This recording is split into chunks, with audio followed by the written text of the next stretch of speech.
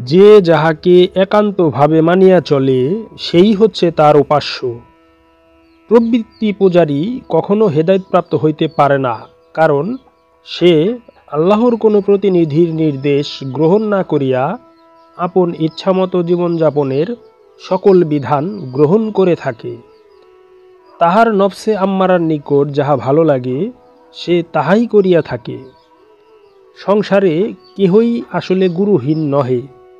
সদ্গুরু নহে তো শয়তান গুরু অবশ্যই আছে। প্রবৃত্তিপরায়ণ কোনো লোক অথবা আপন নফসে আম্মারা যাহার চালক, তাহার ইন্দ্রিয় সমূহের দ্বার দিয়া সত্যের অনুভূতি প্রবেশ করিতে পারে না। ইতর জৈবিক অনুভূতি অবশ্য তাহার থাকিবে, কিন্তু উহা দ্বারা সত্য ও জীবন দর্শনের তথা আত্মদর্শনের কিছুই সে বুঝিবে না, কারণ তাহার প্রকৃত জ্ঞানোদ্বার রুদ্ধ হইয়া গিয়াছে। ইহা আল্লাহরই রচিত প্রকৃতির বিধান। আল্লাহর বাণীতে এইরূপ স্পষ্ট ঘোষণা থাকিবার পরেও কি আল্লাহর প্রতিনিধির মাধ্যমে তাহার স্মরণ ও সংযোগ প্রচেষ্টা গ্রহণ করিবার প্রয়োজন আমাদের নাই?